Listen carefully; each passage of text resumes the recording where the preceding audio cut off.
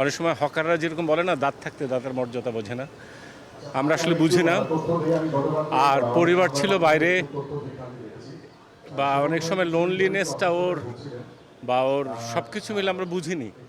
আমরা নিজেরাও ব্যস্ততায় থাকি। হঠাৎ করে কালকে শুনে কালকে রাত্রে ঘুমাতে পারিনি, খুবই খারাপ লেগেছে। কারণ আমি মিডিয়াতে আগে এসেছি, কিন্তু ও পৃথিবীতে আমার আগে এসছে। খুব ভালো একটা মানুষ, রাজশাহী ইউনিভার্সিটি থেকে পড়াশোনা করা। ওর বাবা ছিল বেতারে, ও বেতারে এসছে।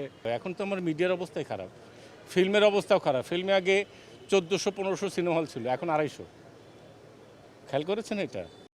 আগে অনেকগুলো নাটক হতো, ঈদের সময় হুলস্থুল ছিল। এখন কেউ নাটকও দেখে না ওইভাবে। এখন সব মিডিয়াতে একটা রেভলিউশন হচ্ছে, একটা চেঞ্জ হচ্ছে। এখানে আসলে অনেক সময় কিছু করার নেই। এই দারুইনের কথা বলতে হয়, সারভাইভাল ফর দ্য ফিটেস্ট।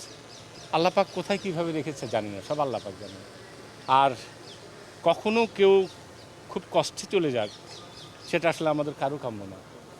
কারণ আমরা সবাই মানুষ, সবাই পৃথিবীতে কয়েকদিনের জন্য বেড়াতে এসেছি, তারপর চলে যাব।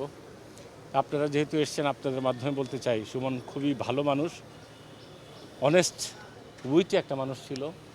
এই সুযোগে বলতে চাই, আপনারা, আমাদেরও বয়স হয়ে গেছে, কোনো ভুল ত্রুটি থাকলে ক্ষমা করে দিবেন। কখন চলে যায় জানি না। সবার প্রতি অনেক অনেক ভালোবাসা, আসলে ভালোবাসি ভাই আপনাদের।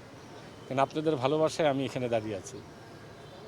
সব কিছুর একটা রিফ্লেকশনস থাকে। আয়নার সামনে যেরকম দাঁড়ালে আয়না দেখা যায়, মানুষের ভালোবাসা না পেলে আমি জাহিদ হতাম না, ঠিক সেরকম আমিও আপনাদের প্রচণ্ড ভালোবাসি।